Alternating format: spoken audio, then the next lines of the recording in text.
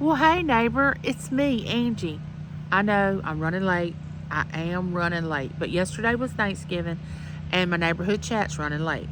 So I hope you all are finished with your um, Black Friday shopping and all your Thanksgiving things, and you can just come over and let's have our neighborhood chat. Come on over. I'm waiting on you. Come on. As you start driving up, don't forget. Oh my gosh, I have plenty of leftovers from yesterday. I have plenty of desserts, plenty to drink. Just come on over. We're gonna have a good talk. Also, it's about 58 degrees out here today, and James is like, "Why don't you get outside and do your neighborhood chat? It feels so good out there." Well, it's cold to me, so I just hope I make it through this video. But anyway, come on in, neighbor. I am so happy that you decided to join me today. Guess what? It's a total different neighborhood chat today. I'm going to answer questions. Yes, I'm going to answer questions about myself that maybe you don't know. I received something from someone that, of course, is in an auction, and they had this box of questions that you're supposed to randomly ask as you have family gatherings, or if you have people over that you want to get to know better, or if you're at a party and you want to ask a question, you just pull a question and you ask. Well, I pulled several of the questions, and I don't know what I have here. I just grabbed some off the top, and I'm going to answer some of these questions for you all to learn more about me. That is, if I can answer them, because I don't even know what they are. But anyway, I'm going to pick the first question. Number one question. Here it is. Got the back, and it says, which of your ancestors would you most like to meet? That's the question. Well, here's the strange thing about that question. My cousin and I have done our family tree for years, since Matt was a baby, and he's 33 now. We have well over 2,500 to 3,000 names in the tree. And we try to put a story with each person that we've known over the years since my grandmother's been alive. Before she passed away, she helped us a lot with the family tree. Thank goodness we got a lot of information from her before she passed away. But I don't know how to answer that question, because in our family tree, if I didn't know them and it's just a name, then I don't know what I would want to go back and meet them for, unless I wanted to talk to them about the culture and the way things were way back when. I know my grandmother's mama, they called her Mama Jane. And she lived with my grandmother up until the time she passed. My grandmother's father passed away when my grandmother was 6 years old. And her mother never remarried. And her mother's name was Furby Jane Ashley. And I think I would probably want to go back and speak to her and ask her about my grandmother, like when my grandmother was a child and a teenager and coming up as a young person, what she was like, so I could get more understanding of how my grandmother actually was as a younger person. Because I couldn't picture my grandmother as a younger person when I was growing up, because she was automatically in her 50s when I was born, and I didn't know her when she was younger. So that's probably who I would want to go back and speak with. That was a good question. Okay, let me pick another question. Oh goodness, this is a good one. What would you most like to ask God? That's the question. What would you most likely want to ask God? Okay, I hadn't had time to think these questions over. So after I make this video, I'm probably going to meditate and think, oh, I should have said this, or I should have said that. Well, I want to just off the cuff say what I'm feeling right now. I think what I want to ask God, I want to ask him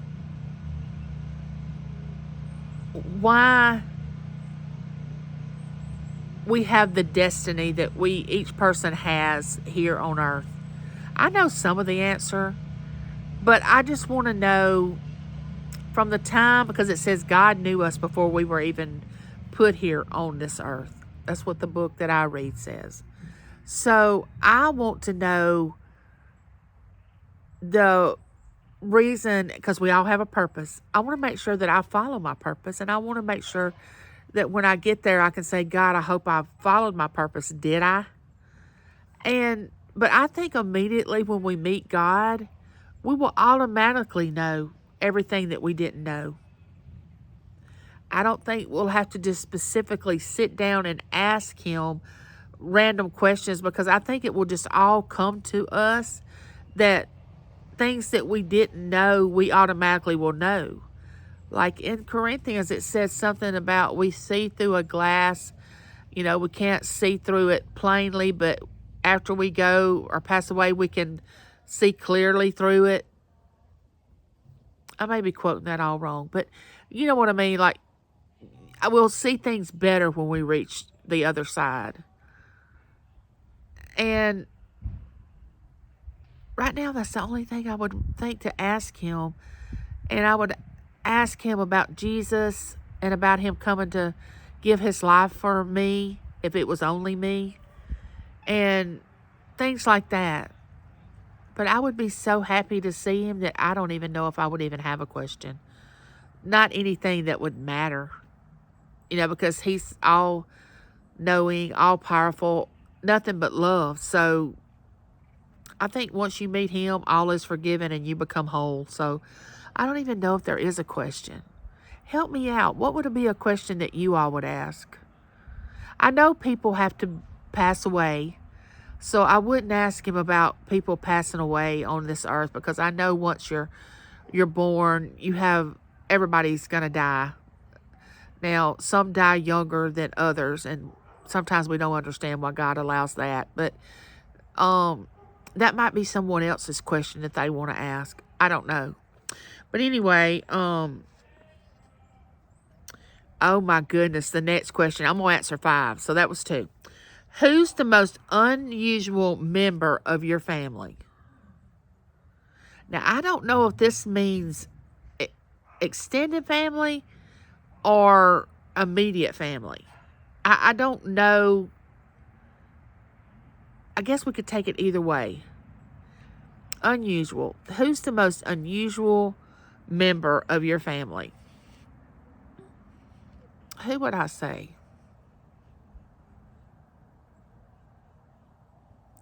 Now, in the past, we've had some eccentrics. I have to tell you, like, we've had some people that married into our family that was really, really eccentric. Like, my uncle was married to this lady, and her name was Aunt Lillian, and she was very eccentric, unusual.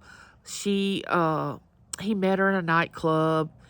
She wore those white go-go boots that you could buy at the dollar store for years, even after they were out of style.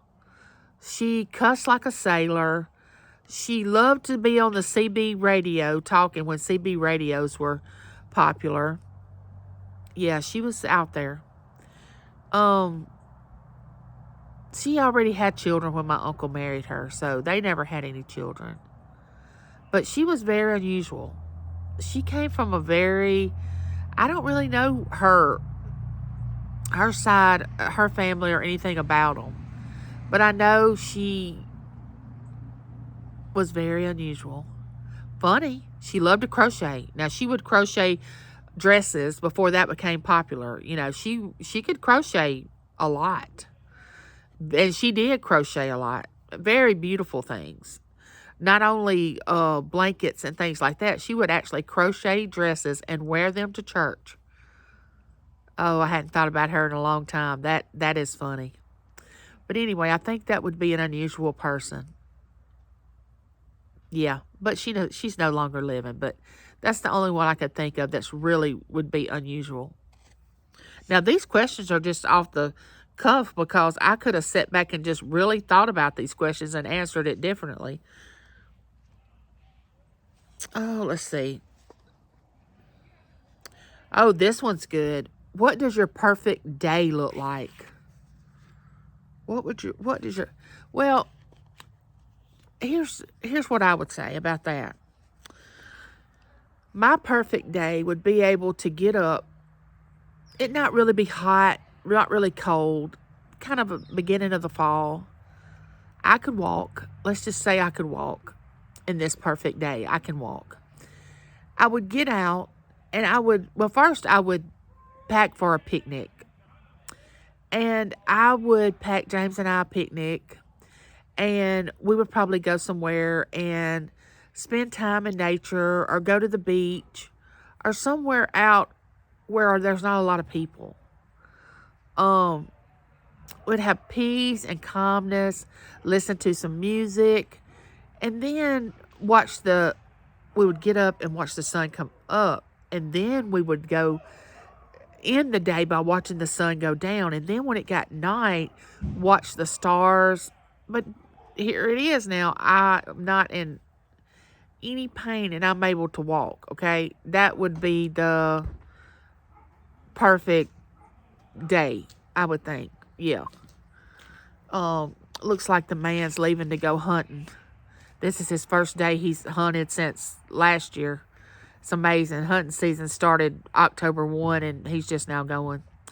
But anyway, my perfect day would be absolutely spending time with him, and the kids could come along, especially the grandchildren. We could make a day of it, picnicking in the park or just reminiscing about things and spending time with the family. That's a perfect day for me. That's all I just really can think of that I would want. But I would have to be walking in this day. I would have to be ambulatory. Now that would make it perfect.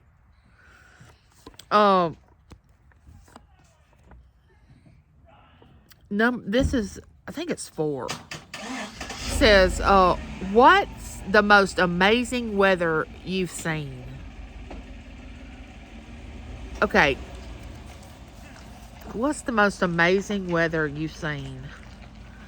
Well, I would say that the most amazing weather that I have seen, being from Mississippi and living in Mississippi, snow. Now, I know that's unusual for a lot of you. Now, I've seen tornadoes. I've witnessed the repercussions of hurricanes and the winds and all that.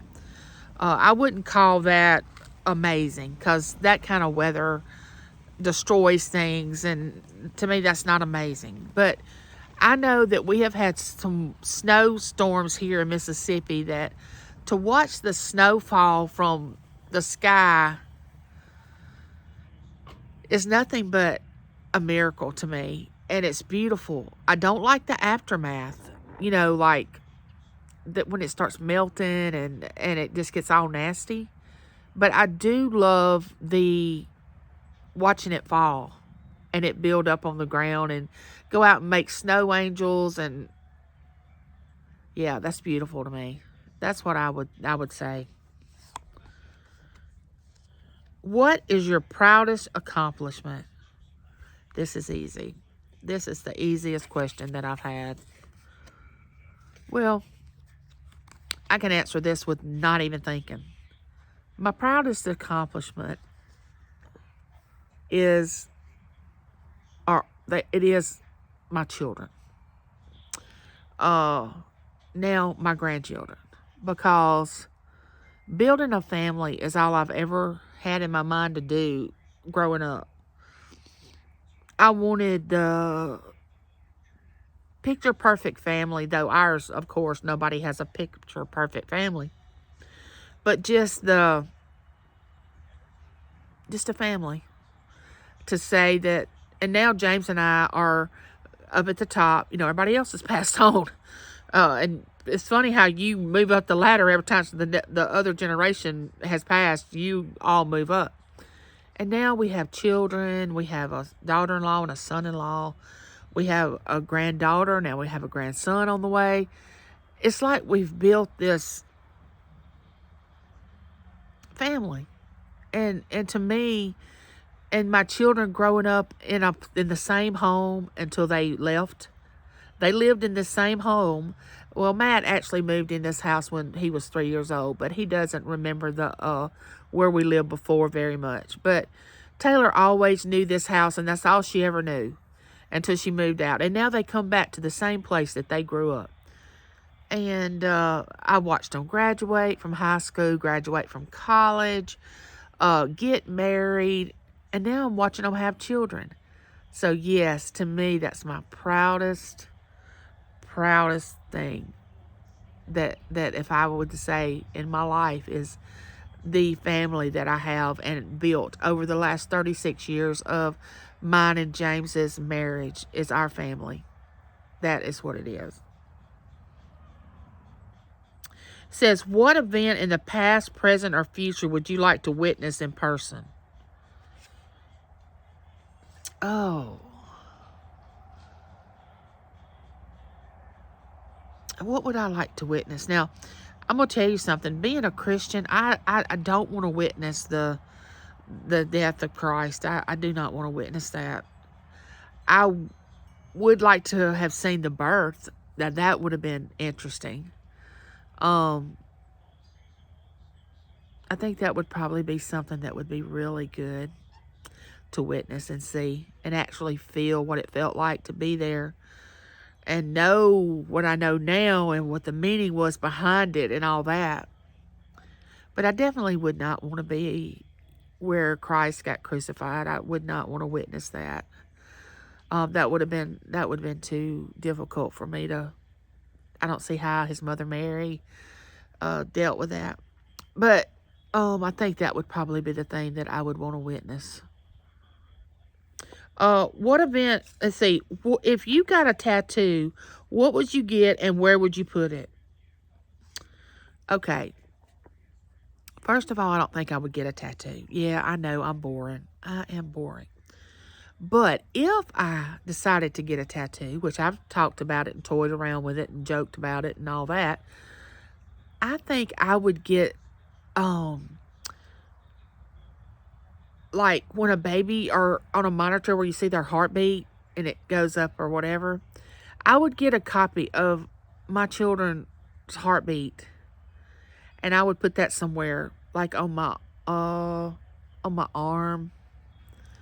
or somewhere like that. If I had to do it all over again, it would be little heartbeats. I think that's what I would do.